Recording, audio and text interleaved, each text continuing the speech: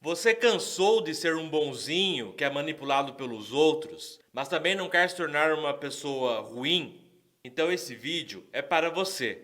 Eu vou ensinar você a como encontrar o equilíbrio. Primeiro, nós temos que compreender alguns pontos. Conforme eu expliquei no outro vídeo, o ser humano tem uma tendência inata para empatia e também para sentir vergonha e culpa e vários outros sentimentos que afetam sua interação com os outros. Então não é algo criado pelo ser humano, pela sociedade e assim por diante. Nós temos partes do nosso cérebro que são acionadas quando vemos outras pessoas expressando sentimentos, sensações e assim por diante. Então, se nós vemos uma pessoa, digamos, bater a cabeça, nós já sentimos uma dor como se fosse na nossa cabeça. Se nós vemos uma pessoa desmaiar na rua, essas partes do nosso cérebro já colocam na nossa imaginação como seria se nós estivéssemos desmaiando na rua e como seria bom se alguém entrasse, ligasse para o SAMU, para uma ambulância, para nos salvar. Então nós sentimos o impulso de fazer o mesmo. Isso que é a empatia. São chamados de neurônios espelho. Também a vergonha, a culpa. Mas se é assim, por que tem pessoas que são tão frias e até cruéis? Por que pessoas maltratam as outras? Porque existem até mesmo psicopatas, ou que pessoas que agem como psicopatas, conforme eu também mencionei no outro vídeo. Acontece que a empatia, primeiro, ela tem que ser treinada, assim como outras habilidades humanas. Por exemplo, a fala. Nós temos uma capacidade biológica de falar, só que nós temos que aprender como se fala. Além disso, ela pode ser mal treinada e também ela tende a ser seletiva. Nós sentimos mais empatia quando nos identificamos uma pessoa como um de nós. E com os outros, conforme mais os outros são, a nossa tendência é sermos mais indiferentes. Mas por que é assim? Por que a nossa empatia não é generalizada? Não seria melhor se fosse assim? Totalmente generalizada para todo mundo, sempre, 100%? Não, não seria. Então nós temos a capacidade de sentir empatia, mas também temos a capacidade de não sentir empatia, de bloquear a empatia. Então é importante desenvolver esses dois lados e atingir o equilíbrio e bom senso. Por que isso acontece? E como nós fazemos isso? É disso que nós vamos tratar agora nesse vídeo. Meu nome é Emerson Luiz e seja bem-vindo ao canal Pense e Haja. Se você aprecia vídeos de orientação pessoal e profissional, dê joinha, se inscreva e acione o sininho para acompanhar os próximos. Então por que nós não temos o instinto de ver toda a humanidade como uma só grande família, de uma forma generalizada e sem limites? Por vários motivos.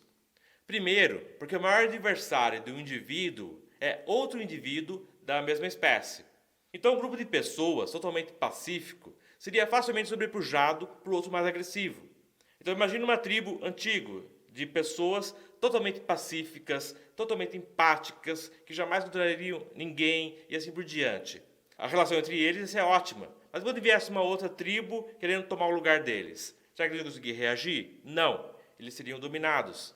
Então, é importante também ter esse limite na nossa capacidade de empatia. Além disso, imagine uma mãe que não dedicasse atenção especial para o próprio filho.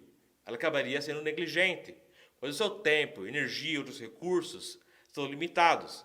A sobrevivência e o desenvolvimento das crianças seriam menores. Se todas as mães dessem atenção igual para todas as crianças que vissem, sendo filho dela ou não, é isso que aconteceria.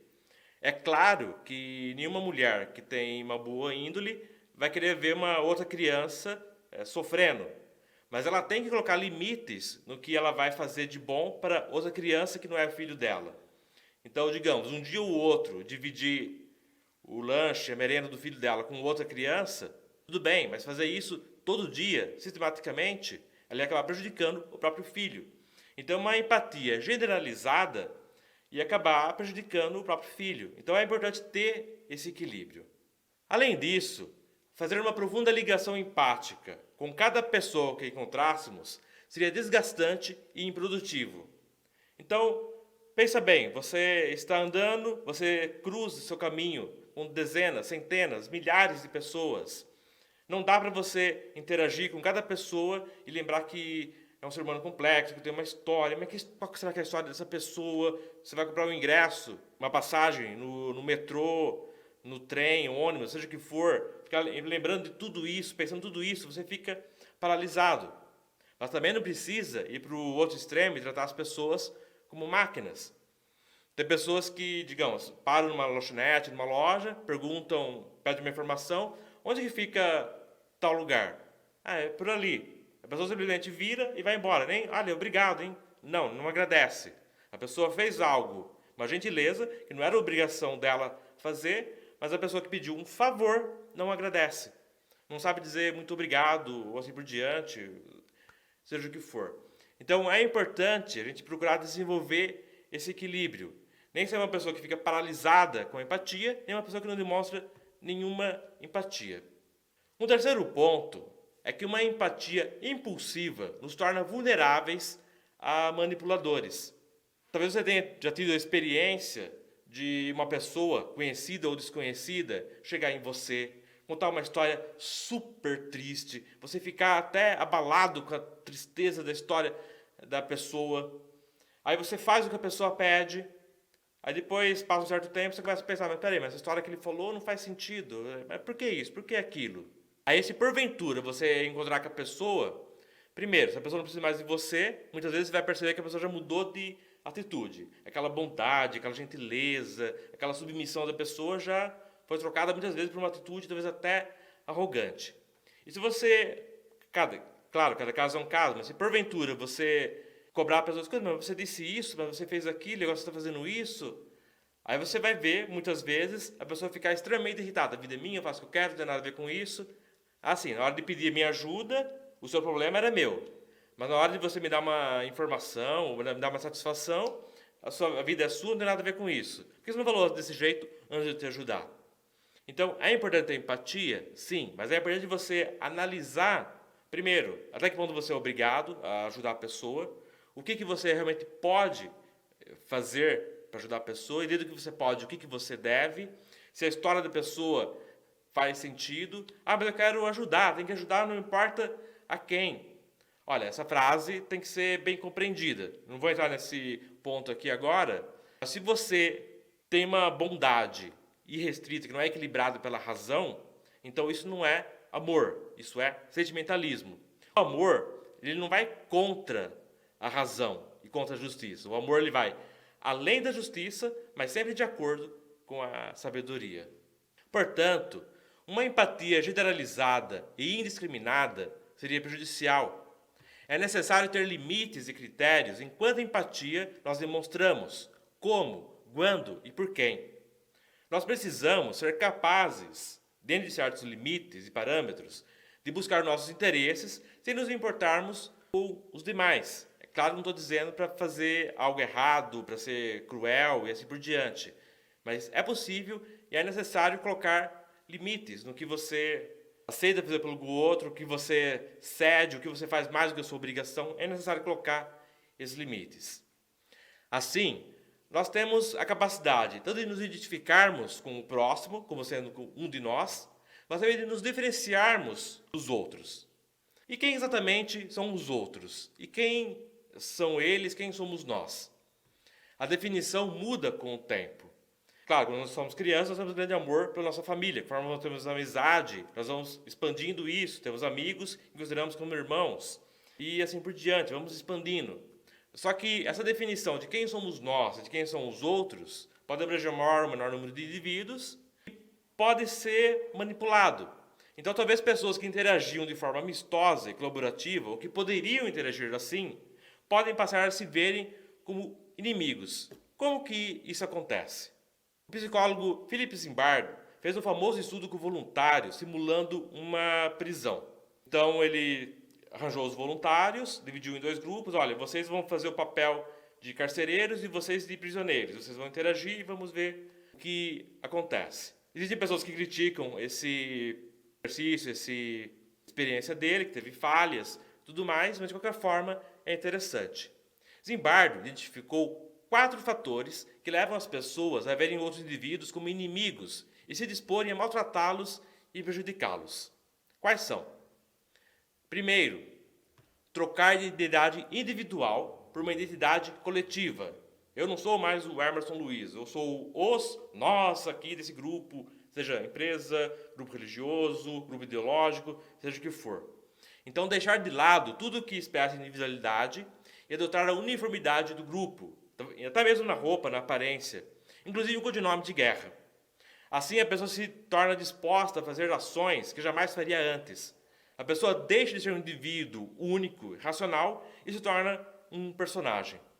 Segundo, distribuir papéis bem definidos, com regras que devem ser obedecidas automaticamente. Os papéis e as regras terceirizam a responsabilidade. Estou apenas obedecendo ordens.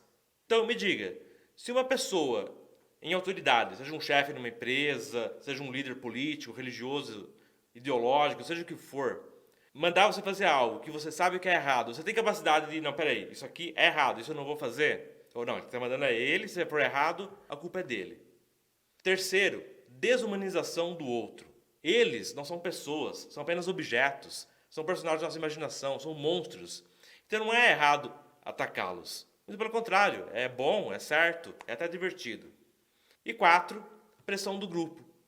Muitos simplesmente seguem ou imitam a maioria sem pensar, conforme demonstrou o experimento do psicólogo Solomon Asch, em que um voluntário tinha que dizer qual era a linha maior diante de um grupo que dava respostas erradas.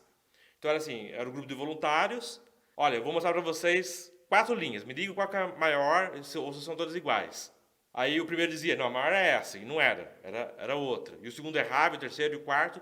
Aí o último, o que ele ia fazer? Ele ia dar a resposta certa ou ia dar a resposta errada? É claro que era combinado, na verdade os outros não eram voluntários igual esse último, foram feitos várias vezes. Às vezes a pessoa insistia, não, está errado, está errado, está errado. Mas às vezes a pessoa cedia. E dessas pessoas que cediam, depois a equipe do Solomon foi entrevistar. Você deu essa resposta? Quem deu essa resposta? Aí alguns diziam, não, eu vi que estava errado, mas eu não quis contrariar o grupo. Mas teve outras pessoas que davam a resposta errada, mas realmente passavam a acreditar que aquela resposta errada estava certa. A própria percepção deles foi alterada. Isso mostra como que a percepção, como a pressão do grupo pode influenciar as pessoas. Então, assim, pessoas comuns são condicionadas a agir como psicopatas. Teve um caso recente de uma mulher, uma moça, que pegou um Uber. Aí, quando o motorista parava no semáforo, ele ficava brincando com os dedos assim. Aí a moça pegou, filmou ele assim meio por trás. E depois postou nas redes sociais dizendo, ele se masturbava na minha frente. E, claro, ela recebeu atenção, recebeu apoio, tudo mais.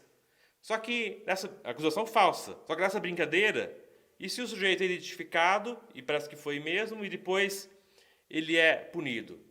Será que é certo você fazer uma acusação falsa só para se sentir bem, só para agradar as suas amigas e prejudicar uma pessoa inocente? Será que é certo fazer isso? E por outro lado, fazendo isso, você não está promovendo um descrédito para pessoas que realmente sofrem abusos, porque as pessoas, de tanto ouvir acusações falsas, podem achar que todas as acusações são falsas. Será que é certo fazer isso?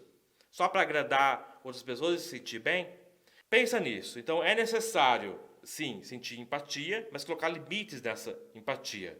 Você ajudar outras pessoas, mas também saber raciocinar, saber agir, não se induzir pelo grupo, pela pressão do momento, mas saber colocar limites, tomar sua própria decisão. Não pela emoção do momento, não pela pressão social, mas pelos fatos e pelos princípios.